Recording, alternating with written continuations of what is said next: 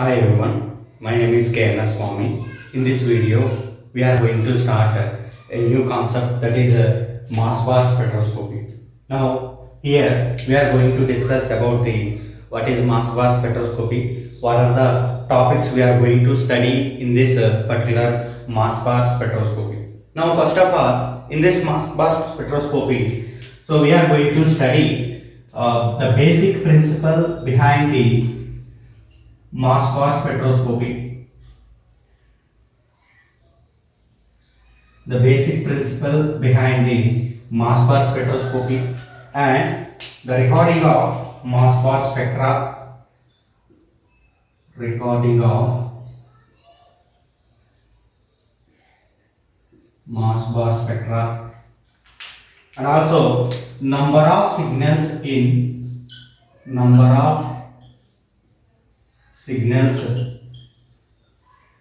in mass bar spectra, and finally we have isomeric shift.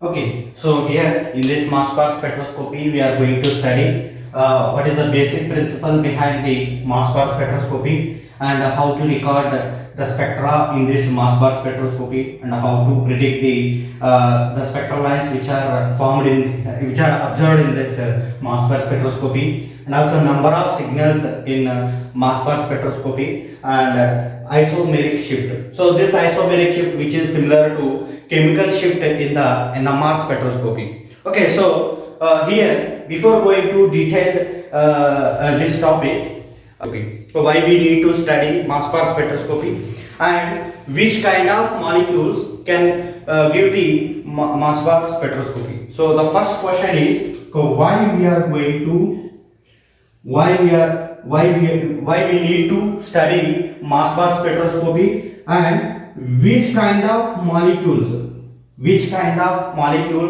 can produce the mass bar spectroscopy. It means what are the conditions for mass bar spectroscopy. This mass bar spectroscopy was introduced by Ronald Masbar in 1958. So in 1958 he was introduced mass bar spectroscopy, and also here at that time the scientist Ronald Masbar working as a PhD student. So and after investigation he got Nobel Prize for this work in 1961. So he is a physics scientist. Okay, in 1961 he got Nobel Prize. He got Nobel Prize in physics. So for this work on this mass bar spectroscopy. In this spectroscopy, generally we are using gamma radiation. So that's why this spectroscopy can also called as gamma spectroscopy or nuclear gamma resonance spectroscopy. So gamma spectroscopy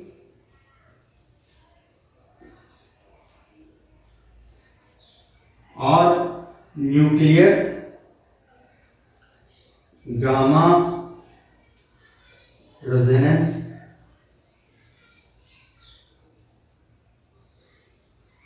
spectroscopy. So it is also called as nuclear gamma resonance spectroscopy. Okay, so now first we are going to see why we need to study this mass bar spectroscopy. Okay, generally the ultimate goal of recording spectra of a particular compound, okay, that is determination of structure of the molecule.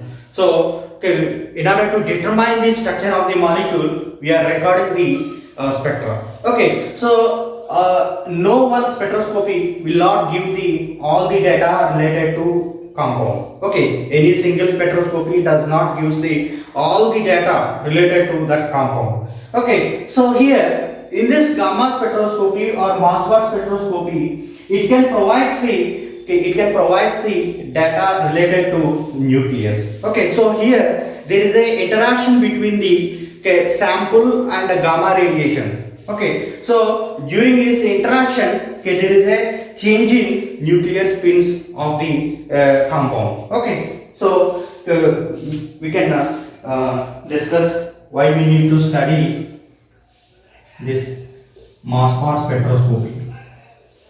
Okay, now first of all, we are going to see why we need to study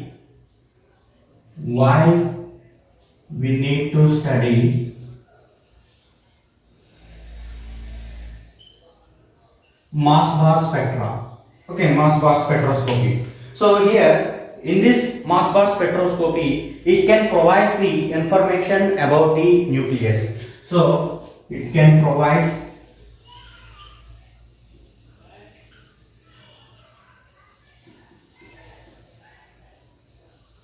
information about nucleus.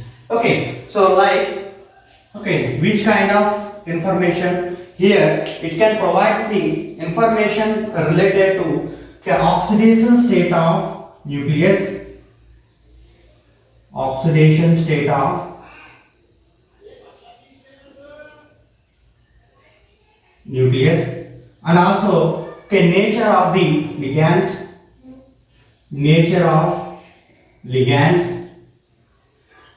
and arrangement of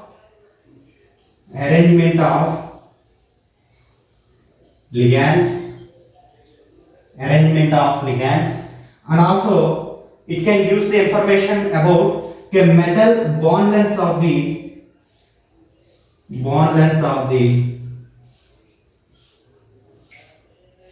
metal ligand bonds. Okay, so it can provide the oxidation state of the nucleus. It can provide the information about the oxidation state of the nucleus and nature of the ligand and the arrangement of the ligands, and also the metal ligand bond length in a compounds. Okay, so this kind of information can be provided by this mass bar spectroscopy. Now let us see which kind of molecules can exhibit the mass bar spectra. It means what are the conditions for this mass bar spectra. So let us see what are the conditions for this mass bar spectra. Now, which kind of molecules can produce this mass bar spectra?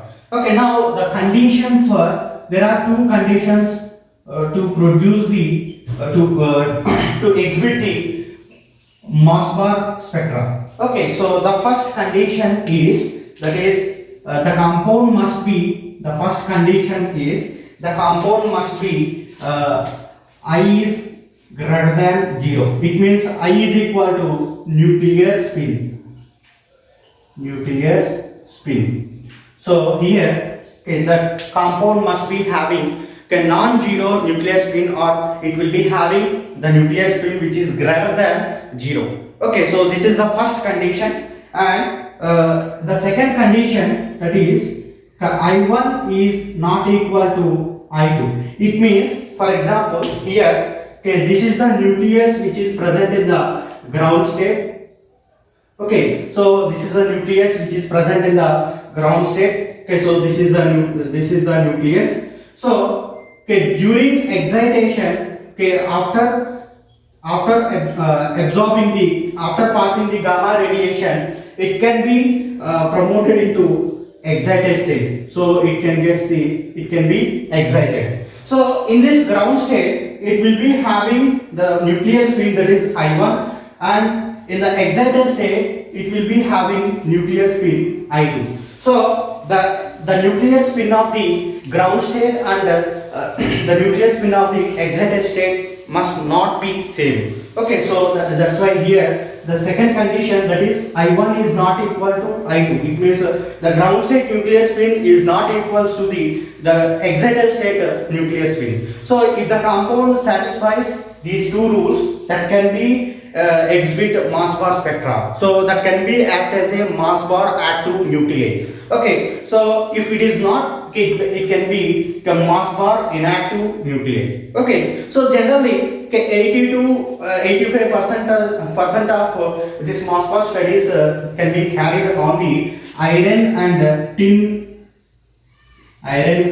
tin metals. Okay, so 80 to 85% studies carried on this iron and tin compounds. Okay, so this iron and tin will be mass bar active nuclei. So they are having different nuclear spin in both excited state and ground state. So let us see some of the examples related to mass bar activity. Now here iron 57 and tin 119. So these both iron 57 and tin 119. Okay, so this 57 and 119 is mass number. So these both the nuclei will be having a nuclear spin, so 1 by 2 and 3 by 2. So this 1 by 2 in ground state, okay, is the ground state nuclear spin, and this is excited state nuclear spin. Okay, so they are having different nuclear spins in ground state as well as excited state. So they can act as a mass bar active nuclei. So now let us see iodine 129. Okay, so this iodine 129 will be having a nuclear spin, so that is in ground state and in excited state. So okay, here okay, this is excited state and this is ground state.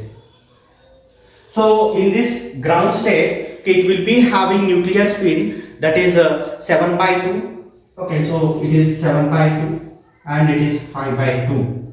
Okay, so 7 by 2 in ground state and 5 by 2 in excited state. So in the case of iodine 127, okay, iodine 127, it will be having ground state nuclear spin, that is 5 by 2, and excited state nuclear spin, that is 7 by 2.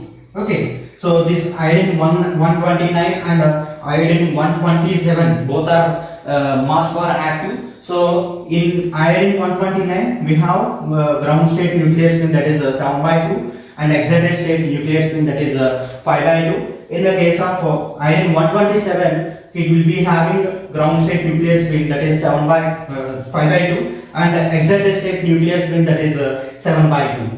Now stibine 121. So this stibine 121 will be having ground state nuclear spin. Okay, it will be having ground state nuclear spin, that is 5 by 2, 5 by 2, and excited state it will be having 7 by 2.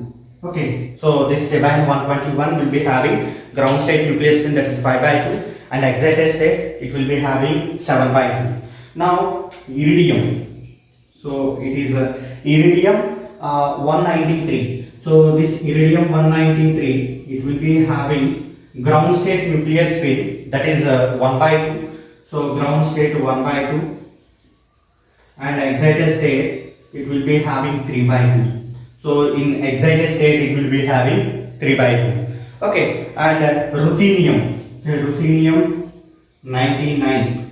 So it will be having ground state nuclear spin, that is in the ruthenium, okay, we have 3 by 2 in ground state. In excited state it will be having 5 by 2. So 5 by 2 is the excited state nuclear spin in ruthenium 99.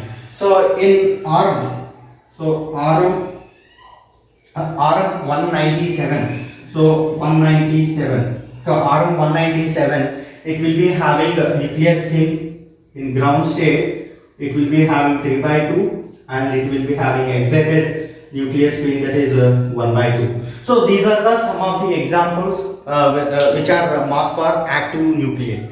So these are the having different nuclear spins in its ground state and excited state. So during excitation, okay, there is a change in nuclear spin. So that's why here, okay, this kind of nuclei can produce the mass bar spectra. They can act as a mass bar active nuclei. Okay, so this is about the why we need to study mass bar spectroscopy, and which kind of compounds can produce which kind of compounds can be active in mass bar spectra. Okay, so thank you for watching. Have a nice day.